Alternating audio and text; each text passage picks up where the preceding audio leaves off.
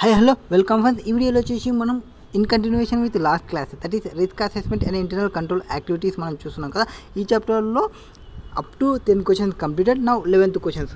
So 11th క్వశ్చన్లో ఏం చెప్తారు? 11th క్వశ్చన్కి ముందర పైన రెండు చూసినట్టు ఫస్ట్ వేరియస్ స్టేజెస్ ఏముంటాయి రిస్క్ అసెస్మెంట్ ప్రాసెస్లో అనేది చెప్పినాము. సో మనం ఏం చెప్పినాము, దీనికి the RA that is different business objectives and goals ఏముంటాయి అవి అప్డేట్ చేయండి. ఈ బిజినెస్ ఆబ్జెక్టివ్స్ని అచీవ్ చేయడానికి ఈవెంట్స్ ఏమున్నాయనేది ఐడెంటిఫై చేయండి and assess likelihood and impacts ఏమున్నాయనేది అసెస్ చేయండి. Next respond mitigated risk. So risk ఏమున్నాయి మిటిగేట్ చేయడానికి వాటిని రిస్క్ని మిటిగేట్ చేయడానికి రిస్క్కి ఎంత రెస్పాండ్ అవుతున్నాం అనేది చెక్ చేసుకోవాలి. నెక్స్ట్ అవన్నీ రిస్క్ చూసిన తర్వాత రెసిడ్యువల్ రిస్క్ అంటే స్క్రాప్ ఏముంది అనేది అసెసిఫై చేయండి. So different business objectives and goals identify events that effect the achievement and business objectives assess likelihood and impact respond mitigate risk and assess residual risk. Next 5 components of internal control framework. 5 components ఏమున్నాయి internal control framework? ఒకటి control environment, ఇంకోటి risk assessment, ఇంకోటి information and communication, ఇంకోటి monitoring, ఇంకోటి control activities. Question number 11th.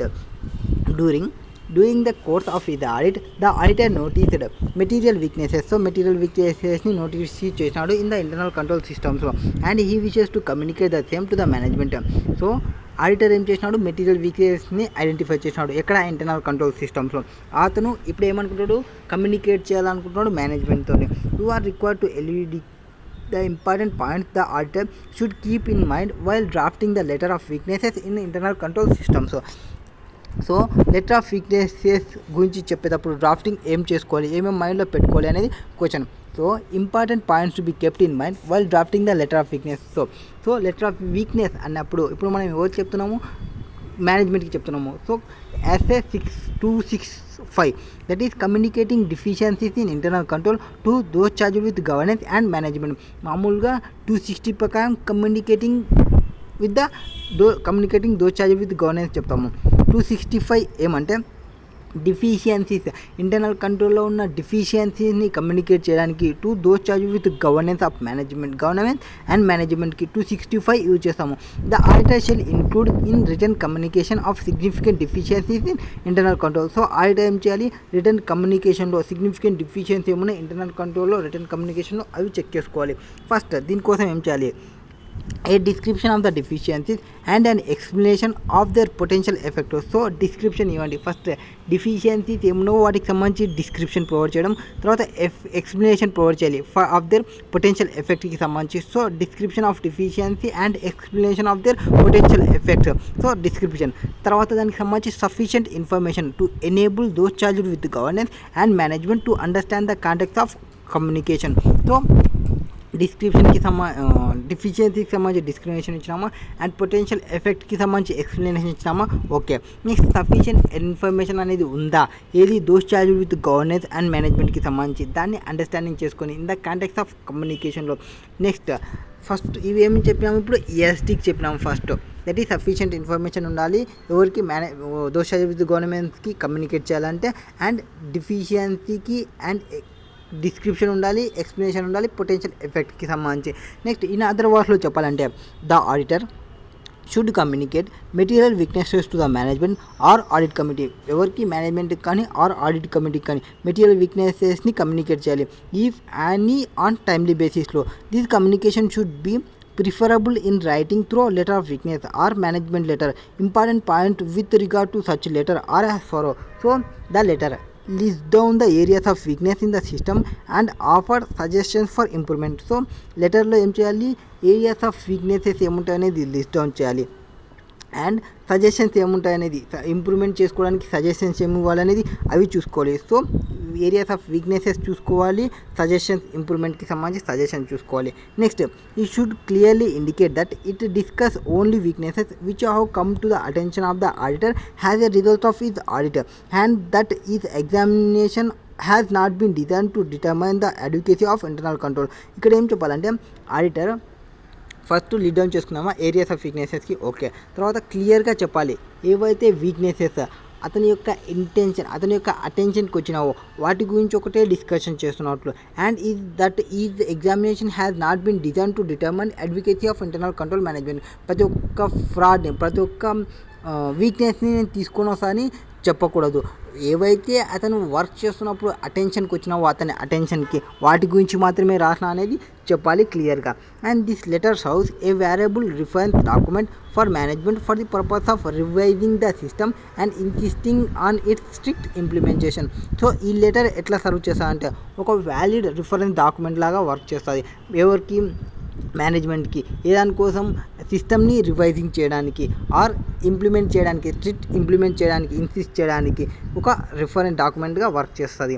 Next ఈ letter ఏం చేస్తుంది అంటే serves minimise the legal liability in the event of major defalcation or other losses resulting from weaknesses in internal control. So ఫస్ట్దేమో lead down చేసుకోవాలి వీక్నెసెస్ని and ఏమైనా suggestions ఉంటే improvement చేయడానికి అవి చెప్పాలి. అండ్ తర్వాత అతనికి అటెన్షన్కి వచ్చిన వీక్నెసెస్ గురించి మాత్రమే చెప్తున్నట్లు చెప్పాలి. ఈ లెటర్ అనేది ఒక వాల్యుబుల్ డాక్యుమెంట్ లాగా వర్క్ చేస్తుంది. ఎవరికి? మేనేజ్మెంట్కి. అంటే రివైజ్ వాళ్ళ యొక్క సిస్టమ్ని రివైజ్ చేసుకోవడానికి అండ్ స్ట్రిక్ట్ ఇంప్లిమెంటేషన్ పెట్టుకోవడానికి. దీనివల్ల ఏమవుతాయంటే లీగల్ లయబిలిటీ అనేది డిక్రీజ్ అవుతుంది, మేజర్ డిఫాల్టికేషన్ అనేది డిక్రీజ్ అయిపోతాయి, other losses from weaknesses in internal control అనేది డిక్రీజ్ అయిపోతాయి. నెక్స్ట్ క్వశ్చన్ నెంబర్ 12 SS315 ఏం చెప్తుంది? Identifying and assessing risk of material misstatement through understanding entity and its environment. Categorize the types of assertions used by the auditor to consider the different types of potential misstatement that may occur. Briefly explain with examples answers. So major components of audit risk గురించి చెప్పాలి ఇక్కడ. So major types of assertions by the auditor to consider different types of potential misstatement that may occur with ఎగ్జాంపుల్స్తో చెప్పాలి. Okay, మనకి రిస్క్లో వచ్చేసి 3 types of risks ఉంటాయి. ఒకటి inherent risk, ఇంకోటి కంట్రోల్ రిస్క్, ఇంకోటి డిటెక్షన్ రిస్క్. ఈ 3 రిస్క్ అనేవి మనకి ఉంటాయి. ఫస్ట్ వచ్చేసి ఇన్హరెంట్ రిస్క్. ఇన్హరెంట్ రిస్క్ అంటే ఏమి? Susceptibility of an assertion to a misstatement that could be material individually or when aggregated with other misstatement. So నీకు ఒక మిస్స్టేట్మెంట్ అనేది ఉండాలి. ఆ మిస్స్టేట్మెంట్ అనేది మెటీరియల్ కావాలి, ఇండివిజువల్గా కానీ అగ్రిగేటెడ్ కానీ ఆర్ ఏ అదర్ మిస్స్టేట్మెంట్లో అజ్యూమ్ చేసుకున్నప్పుడు దీనికి సంబంధించి ఈ మిస్స్టేట్మెంట్ అనేది జరిగింది, సస్పెక్టబిలిటీ ఉంది. బట్ ఈ మిస్స్టేట్మెంట్ ఎందుకు వచ్చిందంటే there is no related controls అనేది ఏం లేవు. అట్లాంటి కేసులో వచ్చిందని ఇన్హరెంట్ రిస్క్ అంటాము. సో ఒక సస్పెక్ట్ ఉండాలి, అసెషన్కి సంబంధించి రిస్క్ ఒకదాన్ని అసోసియేట్ చేసి కానీ అంటే ఇండివిజువల్గా కానీ ఒక మెటీరియల్ అయి ఉండాలి. ఆ మిస్స్టేట్మెంట్ అనేది ఇండివిజువల్గా కానీ అగ్రిగేట్ చేసినప్పుడు కానీ ఇంకొక మిస్స్టేట్మెంట్ని. బట్ ఈ మిస్స్టేట్మెంట్ ఎందుకు వచ్చి ఉండాలి అంటే నీకు కంట్రోల్స్ లేకపోవడం వల్ల నీకు మిస్స్టేట్మెంట్ అరైజ్ అయి ఉండాలి. అప్పుడు దాన్ని ఇన్హరెంట్ రిస్క్ అంటాము. ఇది addressed as both the financial statement level and at the assertion level. For example, technological development might make a particular product absolute, thereby causing inventory to be more susceptible to overstatement. So assertion లెవెల్లో technological development అనేది might make particular product absolute అయిపోవచ్చు and thereby causing inventory to be more susceptible overstatement.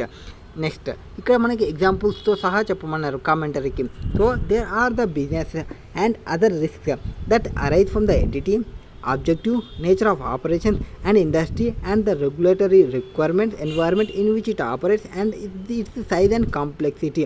So ఒక బిజినెస్లో కానీ మీరు చూసుకుంటే దానికి ఉన్న రిస్క్స్ ఏమేమి రిస్క్స్ అరైజ్ కావచ్చు, వాని యొక్క అబ్జెక్టివ్స్ ఏమి, నేచర్ ఆఫ్ ఆపరేషన్స్ ఏమి, ఇండస్ట్రీ వైజ్గా ఏమి, రెగ్యులేటరీ ఎన్వైర్న్మెంట్ ఏమి, ఆపరేషన్స్ ఏమున్నాయి, సైజ్ అండ్ కాంప్లెక్సిటీ ఏముంది, వీటన్నిటిని మనం రిస్క్ అరైజ్ అయ్యే చూసుకోవాలి. The risk of material misstatement will vary based on nature of account balance or class of transactions. So risk of material misstatement అనేది వేరీ అవుతుంది. ఏది? బేస్డ్ ఆన్ అకౌంటింగ్ బ్యాలెన్స్తో or class of ట్రాన్సాక్షన్స్తో. Risk of particular concern to the auditor might include. రిస్క్లో ఏమేమి particular concerns include అవుతాయి అంటే complex calculations which could be misstated. So క్యాలిక్యులేషన్స్లో mistakes వచ్చే ఛాన్సెస్ ఏమున్నాయి, మిస్స్టేటెడ్ ఏమున్నాయి. Next complex calculations. Next high value inventory. So ఇన్వెంటరీలో high value inventory ఏమున్నాయి, ఇక్కడ మనకి మిస్టేక్ అయ్యే ఛాన్సెస్ ఉంటాయి. సో క్యాలిక్యులేషన్ చేసే దగ్గర మిస్టేక్స్ వచ్చే ఛాన్సెస్ ఉంటాయి. ఆర్ హై ఇన్వెంటరీలో మిస్టేక్స్ వచ్చే ఛాన్సెస్ ఉంటాయి. And accounting estimates that are subject to significant. Accounting estimates ఏవైతే ఉంటావో దానిలో చేంజెస్లో సిగ్నిఫికెంట్ వచ్చే ఛాన్సెస్ ఉంటాయి. And measure uncertainty. సో మనకి ఒక మిషనరీ యూజ్ఫుల్ లైఫ్ వచ్చేసి ఒక 20 years అనుకోండి, మీరేమో ఓన్లీ 5 years అని ఎస్టిమేట్ చేసినారు. సో అన్సర్టినిటీ వల్ల మీకు వచ్చే రిస్క్ ఏమి inherent risk. Next lakh of sufficient working capital to continue operations. So మీకు ఈ వర్కింగ్ క్యాపిటల్ అనేది లేదు ప్రాపర్గా, ఏది మీ యొక్క ఆపరేషన్స్ని రన్ చేయనిక. A declining or volatile industry with many business failures. So మన యొక్క ఇండస్ట్రీ అనేది బిజినెస్ ఫెయిల్యూర్స్ ఎక్కువ ఉన్నవి, డిక్లైనింగ్ అవుతుంది. And technological development that might make a particular product absolute. So technological development ఏమైంది, మనకి మేక్ ప్రోడక్ట్ అనేది అబ్సల్యూట్ అయిపోయింది టెక్నాలజీ వల్ల. సో ఇవన్నీ ఏమంటే ఇవన్నీ మన యొక్క కంట్రోల్లో లేనివి, ఇట్లాంటి దానిలో రిస్క్ జరిగితే దాన్ని ఇన్హరెంట్ రిస్క్ అంటాము. So calculations mistakes, complex calculation చేసినప్పుడు మిస్టేక్స్, హై వాల్యూ ఇన్వెంటరీలో మిస్టేక్స్, అకౌంటింగ్ ఎస్టిమేట్లో mistakes, lack of sufficient working capital, ఇవన్నీ మన కంట్రోల్లో లేనివి. Next control risk.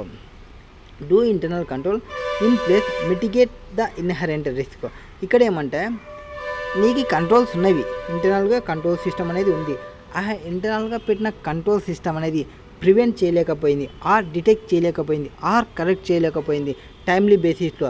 A misstatement that could be material or individual when aggregated with other messages. So ఆ misstatement అనేది material కావచ్చు, ఇండివిజువల్గా ఆర్ అగ్రిగేట్ చేసినప్పుడు మిస్టేట్మెంట్ అనేది కావచ్చు. బట్ ఐడెంటిఫికేషన్ అయితే చేయలేకపోయింది, దాన్నే మనం కంట్రోల్ రిస్క్ అంటాము. The entity should identify and assess his business and other risk. So entity ఏం చేయొచ్చు, ఐడెంటిఫై చేయొచ్చు, అసెస్ చేయొచ్చు దాని యొక్క బిజినెస్ని అండ్ అదర్ రిస్క్ని, and respond by designing and implementing the system of internal control. So business ఏం చేయాలి, రెస్పాండ్ కావాలి, ఏది డిజైన్ చేయనీకే అండ్ ఇంప్లిమెంట్ చేయనీకే సిస్టమ్కి, ఇంటర్నల్ కంట్రోల్కి. Entity level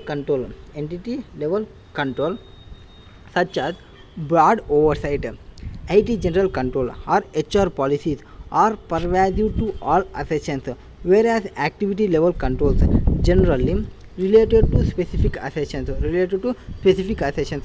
Some control risk will always exist. So కొన్ని కంట్రోల్ రిస్క్ అనేది కంపల్సరీ ఎగ్జిస్ట్ అయి ఉంటాయి because of the inherent limitations of any internal control systems.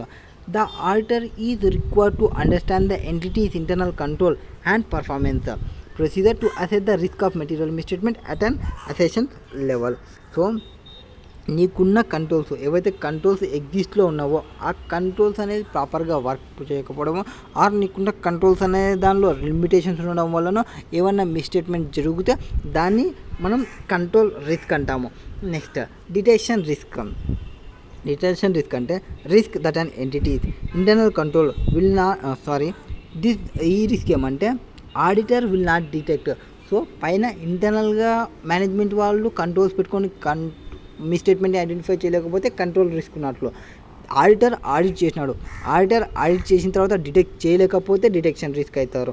Misstatement that exist in assertion that could be material either ఇండివిజువల్గా కానీ or whether aggregate with other misstatement కానీ, ఒక misstatement ఇండివిజువల్గా కానీ are వేరే దాంతో మిస్టేట్మెంట్ అగ్రిగేట్ చేసినప్పుడు రిస్క్ అనేది ఎగ్జిస్ట్ అయింది, ఆ రిస్క్ని నువ్వు ఐడెంటిఫై చేయకపోయినావు, ఇది detection risk. The acceptable level of detection risk for a given level of audit risk bear an inverse relationship to the risk of material misstatement. ఇక్కడ risk of material misstatement అంటే పైన చెప్పిన రెండు control, ఒకటి inherent control and ఇంకోటి internal control, అదే control environment, control risk. So inherent risk, control risk, ఈ రెండింటిని మనం మల్టిప్లికేషన్ చేసుకుంటే మనకు వచ్చేది రిస్క్ ఆఫ్ మెటీరియల్ మిస్టేట్మెంట్ అంటాము.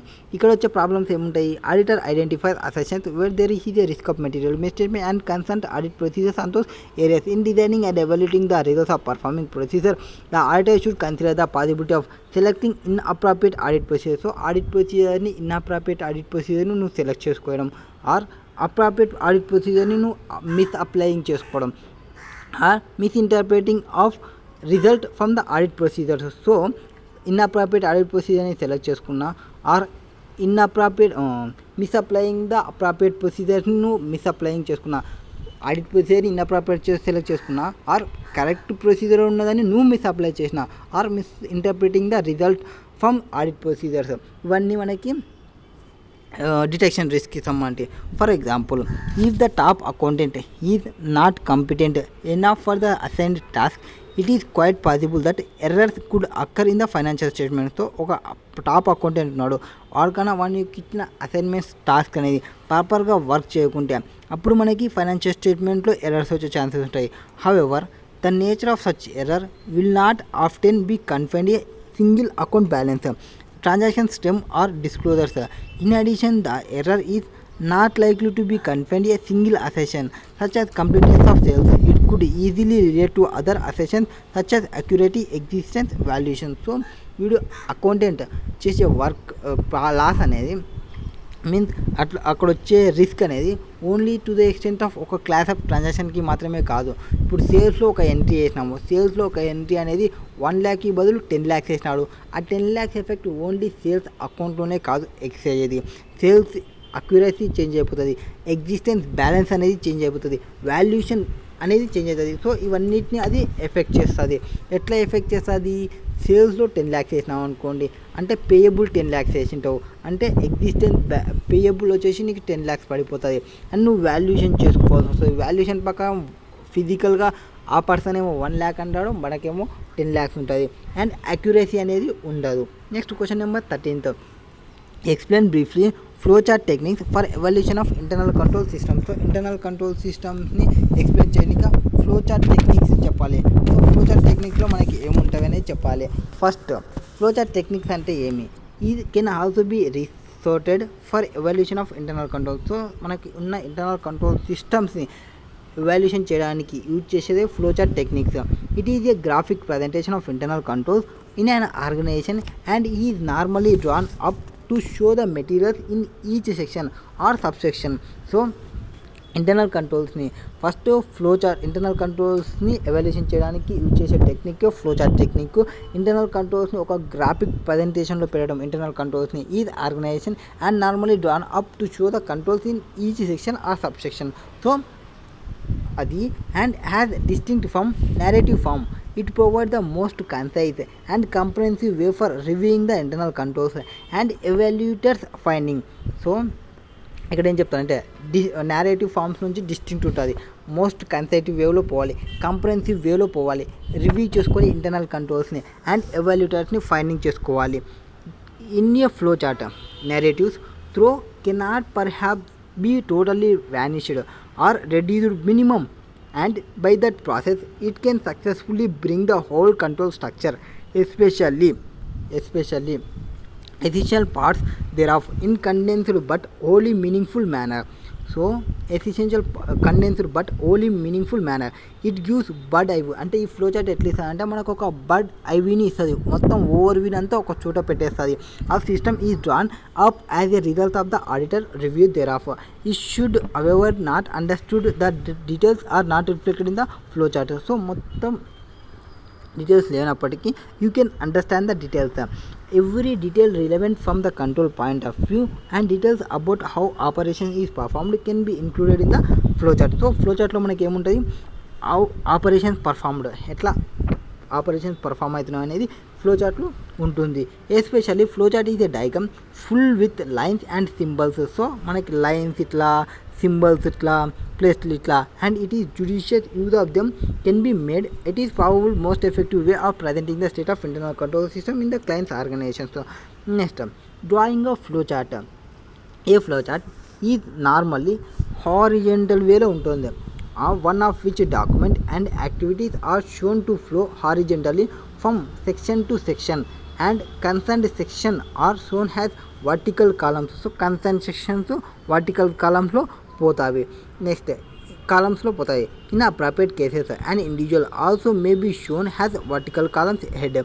Care should be taken to see that first column head is devoted to the section or the individual where from a transaction originates, and the placement of other columns heads should be in order of the actual flow of transactions. So actual flow of transactions ఏముంది అనేది తెలుస్తుంది. The placement of other columns heads should be ordered of the actual flow of the transaction. Next, it has been started earlierly that flow chart is a symbolic representation the flow of activity and related documents through the sections from origin to conclusion. So origin నుంచి conclusion వరకు main functions ఏముంటాయి అనేది చెప్తాది. Starting నుంచి ending వరకు linked this can be sales అంటే ఈ flow చార్ట్లో మనం ఒక సేల్స్ డేటా అయినా చెప్పొచ్చు, పర్చేస్ డేటా గురించి అయినా చెప్పొచ్చు, వేజెస్ గురించి చెప్పొచ్చు, ప్రొడక్షన్ గురించి అయినా చెప్పొచ్చు, ఏ దాని గురించి అయినా చెప్పొచ్చు. Each one of main function is be linked with related function for making a complete course. Purchase to be linked with trade payables and payments, sales with trade receivables and collections. By this process, flowchart can be self-contained, complete and meaningful for evaluation of internal controls. So మనకి symbols ఏముంటాయి అంటే first of all documents ఇట్లుంటాయి. Documents prepare చేసే ఇట్లుంటుంది. If copy made ఇట్లుంటుంది. Copy made చేస్తే ఇట్లా dot ఉంటుంది. సో ఫ్లో ఆఫ్ డాక్యుమెంట్స్ ఇట్లా ఫ్లో చేస్తే డాక్యుమెంట్స్ని యూజ్ఫుల్ ఫర్ నెక్స్ట్ స్టెప్ కావాలంటే ఇట్లా యూజ్ చేస్తాము డాట్స్ని. ఫార్క్ ఆల్టర్నేటివ్ పాసిబిలిటీస్ అంటే ఎస్ నో జరిగినప్పుడు. And dead end loose charted systems, ఒకవేళ ఇటు సైడ్ పోయేటప్పుడు ఇదే డెడ్ అండ్ అయితే ఇట్లా పెట్టేస్తాము. Next step and permanent file of document alphabetically, numerically or by data. So numerically date ప్రకారం పెట్టడము. And serial continuity checked, unimportant or unchecked respectively. So ఇవి చెక్ చేయాల్సిన అవసరం లేదు, ఇవి ఇప్పుడు కాదు చెక్ చేయాల్సినవి, ఇవి చెక్ చేసినాము ఇట్లా చెప్పుకోవడానికి. Temporary files of documents alphabetically, numerically document date వైజ్గా. నెక్స్ట్ అటాచ్మెంట్స్ ఏమైనా పెడితే అంటే వీఆర్ అటాచింగ్ అవర్ సివి అంటారు కదా, సో అటాచింగ్స్ ఇట్లా పెట్టడం. నెక్స్ట్ డిస్ట్రాయ్ అయితే మొత్తం డిస్ట్రాయ్ చేసేయండి. నెక్స్ట్ ఇనీషియల్స్ ఏమైనా ఉంటే ఇట్లా చేయడం. అండ్ సైన్స్ ఏమైనా యూజ్ చేయాలనుకుంటే యూజ్ చేయొచ్చు. అండ్ బుక్స్ ఆర్ లెడ్జర్స్ ఇట్లుంటాయి. పోస్టింగ్ సోర్స్ ఏముంది, keyed to explanatory notes, starting points ఏమి, ఇవన్నీ ఫ్లో చార్ట్లో ఉండే ఫిగర్స్, ఫ్లో చార్ట్లో ఉండే బొమ్మలు. దట్ ఈస్ ఫ్లో చార్ట్ అనేది self contained, complete and meaningful evaluation ఉంటుంది ఇంటర్నల్ కంట్రోల్కి సంబంధించి. Next question number 14. Complete the overall audit risk.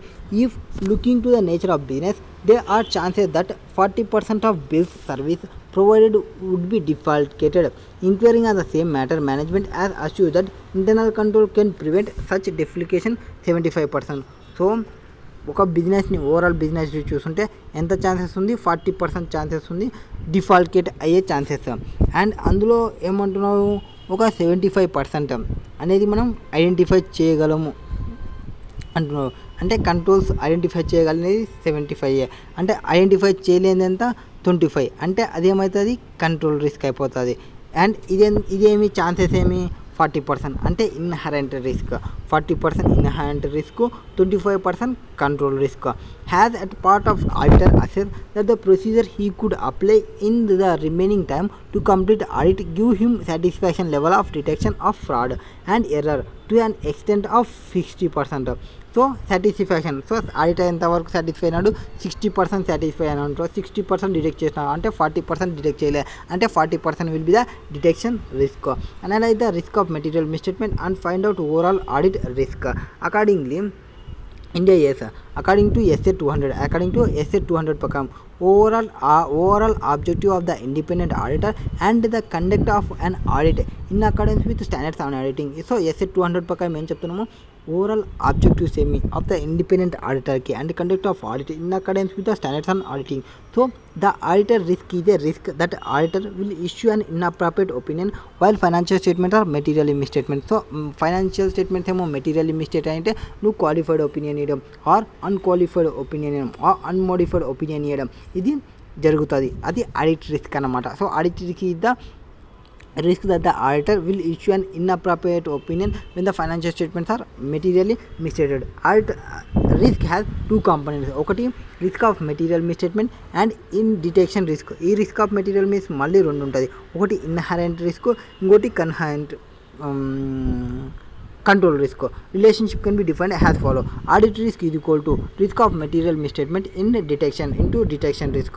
Risk of material misstatement is anticipated risk that material misstatement may exist in financial statement before start of audit. So audit start కాకముందుకు ఉండే risk ఏవైతే ఉంటావో వాటిని మనం risk of material misstatement అంటాము. Or it is 2 components, inherent risk and control risk. The relationship can be risk of material misstatement relationship ఏముంటుంది, inherent risk into control risk ఉంటుంది. ఇక్కడ inherent risk అంటే ఏమి, it is susceptibility of assertion. ఇది ఒక susceptibility of assertion about ఏదాని గురించి చెప్తారంటే అకౌంట్ బ్యాలెన్స్ నుంచి కానీ, ఆర్ క్లాస్ ఆఫ్ ట్రాన్సాక్షన్స్కి కానీ, or disclosure of towards misstatement కానీ, అది ఎయిదర్ ఇండివిజువల్గా కానీ ఆర్ కలెక్టివ్గా కానీ ఇంకొక దాంతో చేసినప్పుడు మిస్టేట్మెంట్ అనేది అరైజ్ కావాలి. ఆ మిస్టేట్మెంట్ అనేది become material before considering any related internal controls. వేరే ఏ ఇంటర్నల్ కంట్రోల్స్ని కన్సిడర్ చేయకముందు వచ్చే రిస్క్ని మనం ఇన్హరెంట్ రిస్క్ అంటాము. దీనికి 40% in the given case. And control risk అంటే ఏమి, it is the risk that there may be a chances of material misstatement ఇండివిజువల్గా కానీ ఆర్ అగ్రిగేటెడ్ కానీ when the our internal controls will be failure. So internal controls fail అయినప్పుడు even there is a control applied by the management and it is prevented defalcation to 70%. So మనం 75% మనం డిఫాల్టికేషన్ మనం identify చేయగలం అంటే 25% identify చేయలేకున్నాం అంటే 25% will be control risk. So 25% చూసుకుంటే risk of material misstatement ఏమవుతుంది, 40 × 25 అంటే 10% will be the risk of material misstatement. Chance of material misstatement reduce to 10% by internal control applied by the management. ఇప్పుడు detection risk తీసుకోవాలి. It is the risk that the material misstatement remained undetected even if all the audit procedures applied. So all audit ప్రొసీజర్ని apply చేసిన తర్వాత misstatement వస్తే detection risk is 100 - 60 = 40% అవుతుంది. In the given case overall audit risk can be reduced up to 4%. So ఎంతవరకు, 4% వరకు. Next risk of material misstatement into detection risk that is 10 × 40 = 4% అవుతుంది audit risk అనేది. Next question number 15. What is there in question number 15? Y limited వచ్చేసి దానికి ఒక 5 entertainment centres ఉన్నాయి.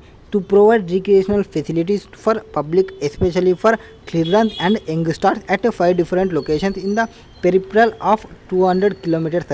Collections are made in cash. Specify the advocate system towards collection of money. So 5 entertainment centres ఉన్నవా? Yes, 5 entertainment centres ఉన్నాయి. 5 different లొకేషన్స్లో ఉన్నవి and 200 kilometers each దానికి ఉన్నది. And collections వచ్చేసి క్యాష్లో చేస్తున్నావు. కలెక్షన్ ఎట్లా చేస్తున్నావు, క్యాష్లో చేస్తున్నావు. కలెక్షన్ ఎట్లా చేస్తున్నావు, క్యాష్లో చేస్తున్నావు. దీనికి మనం అడ్వకేట్ సిస్టమ్ని ప్రొవైడ్ చేయాలి టువర్డ్స్ కలెక్షన్ ఆఫ్ మనీకి. ఇక్కడ the auditor objective is risk based auditor is to obtain reasonable assurance that no material misstatement whether caused by the fraud or error exist in the financial statement. So first auditor objective ఏమి, ఒక risk based ఆడిట్ని upline చేసుకోవాలి. అంటే reasonable అష్యూరెన్స్ని తీసుకోవాలి. ఏమని reasonable assurance తీసుకోవాలి, material misstatement ఏమీ జరగలేదు, frauds errors ఏమీ లేవు ఫైనాన్షియల్ స్టేట్మెంట్లో అనేది అప్లైన్ చేసుకోవాలి. దీనికోసం 3 కీ స్టెప్స్ ఉన్నాయి. ఒకటి ఆదిని యూజ్ చేయడం. దానికి ఫ్రాడ్ ఎర్రర్స్ని చూస్తున్నప్పుడు రిస్క్ బేస్డ్ ఆడిట్ చేసేటప్పుడు first assess the risk of material misstatement. దీంతో ఏం చేసుకోవాలి, అసెస్ చేయి. ఏం అసెస్ చేయాలి, రిస్క్ ఆఫ్ మెటీరియల్ మిస్టేట్మెంట్ని ఐడెంటిఫై చేయి. తర్వాత అసెస్మెంట్ చేసిన తర్వాత design and perform further audit procedure. So further audit ప్రొసీజర్ని చేయి that respond to assess risk. And దానివల్ల ఏమవుతుంది, ఈ అసెస్ చేసిన రిస్క్ ఆఫ్ మెటీరియల్ మిస్టేట్మెంట్ అనేది రెడ్యూస్ కావాలి ఫర్దర్ ఆడిట్ ప్రొసీజర్స్ చేసినప్పుడు. Financial statement at an acceptable లెవెల్కి తీసుకురా. అండ్ తర్వాత issue the appropriate audit opinion. Audit ప్రాసెస్తో అప్రాప్రియేట్ ఆడిట్ రిపోర్ట్ని ప్రొవైడ్ చేయి. అప్రాప్రియేట్ ఆడిట్ రిపోర్ట్ని నువ్వు ఇష్యూ చెయ్యి. 3 డిస్టింక్ట్ ఫేసెస్ ఏమి, risk assessment, risk response, reporting. So రిస్క్ని అసెస్మెంట్ చెయ్యి, ఆ రిస్క్ రెస్పాండ్గా తర్వాత రిపోర్టింగ్ చెయ్యి. First risk assessment, risk response and reporting. So రిస్క్ని అసెస్మెంట్ చేయాలి, తర్వాత రిస్క్కి రెస్పాన్స్ కావాలి, తర్వాత రిస్క్ని రిపోర్టింగ్ చేయాలి. ఓకే, దీనికి యాక్టివిటీ ఏమి, పర్పస్ ఏమి, మనం ఏం డాక్యుమెంట్ చేయాలి. రిస్క్ అసెస్మెంట్ చేసేటప్పుడు perform acceptance or continuance of procedures. So accept చేసేంత ప్రొసీజర్ని కంటిన్యూ చేయి అదే ప్రొసీజర్ని. అండ్ దాని తర్వాత ప్లాన్ చేయి ఆడిట్కి, తర్వాత పర్ఫామ్ చేయి రిస్క్ అసెస్మెంట్ ప్రొసీజర్ని. ఈ యాక్సెప్టెన్స్ కావడానికి పర్పస్ ఎందుకంటే decide whether the accept engagement. So ఎంగేజ్మెంట్ని యాక్సెప్ట్ చేయాలా, యాక్సెప్ట్ చేయకూడదా అనేది చూసుకోవాలి. దీనికోసం ఏం తీసుకోవాలి, డాక్యుమెంట్ని రిస్క్ ఫ్యాక్టర్స్ ఏమున్నాయనేది తీసుకో. ఎంగేజ్మెంట్ లెటర్లో ఎంగేజ్మెంట్ లెటర్లో రిస్క్స్ ఏమున్నాయి దాన్ని బేస్ చేసుకుని యాక్సెప్ట్ చేయాలా వద్దా అనేది చూసుకో. యాక్సెప్ట్ చేసే ఆర్ కంటిన్యూ కావాలా వద్దా అనేది తెలుస్తుంది. రిస్క్ అసెస్మెంట్ చేసుకునేటప్పుడు ఫస్ట్ యాక్సెప్ట్ చేయడమా ఆర్ కంటిన్యూ చేయడమా లేదా అనేది తెలుసుకోవాలి. నెక్స్ట్ ఓకే నువ్వు యాక్సెప్ట్ చేసినావు, ఇప్పుడు ఆడిట్కి ప్లాన్ చేయి. ఆడిట్కి ప్లాన్ చేస్తున్నప్పుడు డెవలప్ అండ్ ఓవరాల్ ఆడిట్ అప్రోచ్ని డెవలప్ చేయి. ఓవరాల్ ఆడిట్ స్ట్రాటజీని యూజ్ చేయాలి. ఓవరాల్ ఆడిట్ స్ట్రాటజీలో ఏమి మేజర్గా మెటీరియాలిటీ ఏమి, ఆడిట్ టీమ్తో డిస్కషన్ చేయడం ఏమి అవి చేసుకో. తర్వాత పర్ఫామ్ రిస్క్ అసెస్మెంట్ ప్రొసీజర్స్ ర్యాప్ని పర్ఫామ్ చేయి. That is understand the entity, identify the risk assess and risk of material misstatement SA 315ని యూజ్ చేసేస్తాయి. నెక్స్ట్ దీనికోసం నువ్వేం చూసుకోవాలి, 3 చూసుకోవాలి. ఏవేవి? Business and fraud risk including significance ఏమైనా రిస్క్స్ ఉన్నాయా, డిజైనింగ్ ఇంప్లిమెంటేషన్లో రిలవెంట్ ఇంటర్నల్ కంట్రోల్స్ ఏమైనా ఉన్నాయా, assess risk of material misstatement as financial statement లెవెల్స్లో అసెషన్ లెవెల్స్లో ఏం రిస్క్స్ వచ్చే ఛాన్సెస్ ఉన్నాయనేది చెక్ చేసుకోవాలి. సో బిజినెస్ ఫ్రాడ్ రిస్క్ ఏమి, design implementation relevant internal controls ఏమి, assess risk of material misstatement and financial statement లెవెల్స్లో ఏమున్నాయని తెలుసుకోండి. నెక్స్ట్ రిస్క్ని రెస్పాన్సెస్ చేస్తుంటే so design further audit procedure. So ఏం చెప్పినాం మనం, ఫర్దర్ ఆడిట్ ప్రొసీజర్ని డిజైన్ చేయమన్నాము. దీనికోసం ఏం చేయాలి, develop and appropriate responses to assess risk. So మనం ఒక అప్రాప్రియేట్ రెస్పాన్సెస్ని అసెస్ రిస్క్కి సంబంధించి డెవలప్ చేయాలి. And update overall strategy detailed audit plan that links assess risk to further audit procedures. So further audit ప్రొసీజర్ని డిజైన్ చేయండి, డెవలప్ చేయండి appropriate responses to assess రిస్క్కి సంబంధించి. Update of overall strategy detail audit plan that links assess risk to further audit procedure. Next దీనికోసం perform చేయండి audit ప్రొసీజర్ని. Audit ప్రొసీజర్ని చేస్తే మనకి ఏమవుతుంది, ఆడిట్ రిస్క్ అనేది తగ్గుతుంది. ఆడిట్ రిస్క్ ఎంతవరకు తగ్గుతుంది, యాక్సెప్టబుల్లీ లో లెవెల్ వరకు తగ్గిపోతుంది. Work perform, audit finding, staff supervision, working paper reviews అనేది జరుగుతుంది. నెక్స్ట్ రిస్క్ అసెస్మెంట్లో ఇప్పుడు ఏం చేయాలి, మళ్ళీ బ్యాక్ టు రిస్క్ అసెస్మెంట్లో ఏం చేయాలి, ఎవాల్యూట్ అంటే రిపోర్టింగ్ చూసుకోవాలి ఇప్పుడు. సో ఫస్ట్ మనం రిస్క్ అసెస్మెంట్ చేసినాము, రిస్క్ అసెస్మెంట్లో ఏం చేసినాము, యాక్సెప్ట్ చేయాలా వద్దా అనేది తెలుసుకున్నాము, ఆ ప్లాన్ చేసినాము ఆడిట్కి సంబంధించి. తర్వాత రిస్క్ అసెస్మెంట్ని ప్రొసీజర్ని చూసినాము. తర్వాత రిస్క్కి ఐడెంటిఫై చేసినాక రిస్క్ ఇది అని తెలిసింది, దానికోసం మనం ఫర్దర్ ఆడిట్ ప్రొసీజర్ని డిజైన్ చేసుకున్నాము, పర్ఫామ్ చేసినాము. ఫర్దర్ ఆడిట్ ప్రొసీజర్ని పర్ఫామ్ చేసిన తర్వాత మనకు ఒక రిజల్ట్స్ వస్తుంటాయి, ఆ రిజల్ట్స్ని మనం రిపోర్టింగ్ చేయాలి. Evaluate the audit evidence obtain. నువ్వు రిస్క్ రెస్పాన్స్కి ఏవేవి ఎవిడెన్స్ని అప్టైన్ చేసినావో వాటన్నింటినీ మళ్ళీ ఒకసారి అప్టైన్ ఎవాల్యూట్ చేసుకో. Determine whether additional audit work ఏమైనా కావాలా అనేది చెక్ చేసుకో. అడిషనల్ వర్క్ కావాలంటే అడిషనల్ రిస్క్ ఫ్యాక్టర్స్ ఏమున్నాయి, revise the audit procedure and change materiality and conclusions ఏమైతే రీచ్ అయినావో వాటన్నింటినీ చేంజ్ చేసుకో. ఒకవేళ నీకు అడిషనల్ వర్క్ కావాలంటే నువ్వు మళ్ళీ బ్యాక్ రిస్క్ అసెస్మెంట్ దగ్గర పో, మళ్ళీ యాక్సెప్ట్ చేయాలా వద్దా ప్లాన్ చేసుకో, పర్ఫామ్ చేసుకో, మళ్ళీ డిజైన్ చేసుకో ఫర్దర్ ఆడిట్. ఒకవేళ నీకు అడిషనల్ వర్క్ ఏం వద్దు అనుకుంటే ప్రిపేర్ ఆడిట్ రిపోర్ట్ని ప్రిపేర్ చేయి. ఆడిట్ రిపోర్ట్కి ఒపీనియన్ని ఫామ్ చేయి. Significant decision sign and audit ఒపీనియన్ని ప్రొవైడ్ చేసేయి. Next question number 16. The effectiveness of controls cannot arise above the integrity and ethical values of people who create, administer and monitor. CAM. Them explain. So effectiveness of controls cannot arise above the integrity or ethical values of people. So ఎవరైతే create చేస్తారో, ఎవరైతే administrate చేస్తారో, ఎవరైతే monitor చేస్తారో వాటికి సంబంధించి explain చేయండి. Circumstances and enforcement of integrity and ethical values. So communication చేయడం, ఎన్ఫోర్స్మెంట్ చేయడం, ఏది ఇంటిగ్రిటీని అండ్ ఎథికల్ వాల్యూస్ని. The effectiveness of controls cannot arise above the integrity and ethical values of people. Cannot rise the above integrity and ethical values of people who create, administer, monitor them.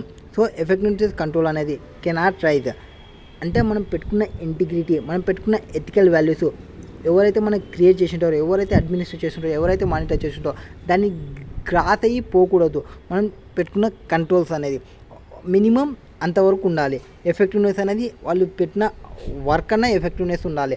Next integrity and ethical behaviour are the product of the entities ethical and behaviour standards. So integrity, ethical behaviour అనేది compulsory ఉండాలి ఒక ప్రోడక్ట్కి సంబంధించి. Entity ethical and behaviour standard అనేది compulsory ఉండాలి. How they are communicated, how they are reinforced in practice. So ఎట్లా వాళ్ళు communicate చేస్తున్నారు, ఎట్లా వాళ్ళు ఇన్ఫోర్స్ చేస్తున్నారు ప్రాక్టీస్లో అనేది చూసుకోండి. The enforcement of integrity and ethical values.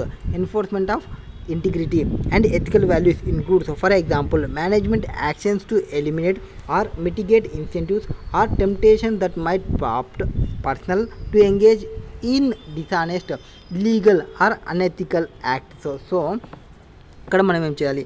So first ఏం చూసుకోవాలి అంటే బిహేవియర్ స్టాండర్డ్స్ ఏమి, ఎట్లా వాళ్ళు కమ్యూనికేట్ చేస్తున్నారు, ఎట్లా వాళ్ళు రీఇన్ఫోర్స్ చేస్తున్నారు, ఎట్లా వాళ్ళు management enforcement of integrity and ethical values అనేది ఇంక్లూడ్ చేసుకోవాలి.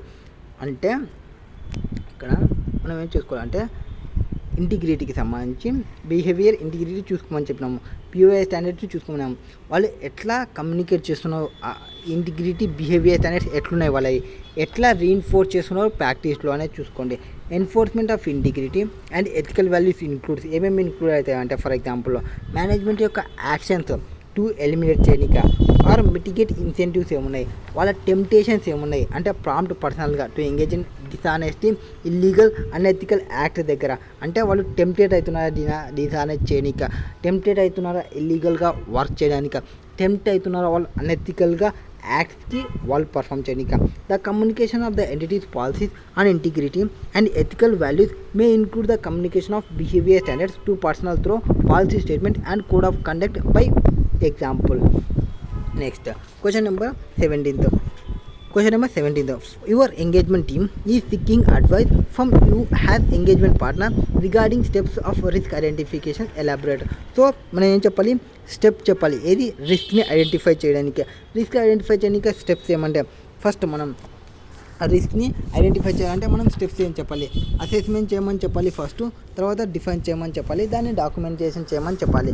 So first assess the significance of assessed risk. So assess చేసే రిస్క్ ఏమున్నాయి, దాని యొక్క ఇంపాక్ట్ ఏమైంది, దాని యొక్క అకరెన్స్కి సంబంధించి, and also revise the materiality accordingly from the specific account balance. So significant just second assess చేయండి సిగ్నిఫికెంట్ రిస్క్ని. 2 minutes, yeah.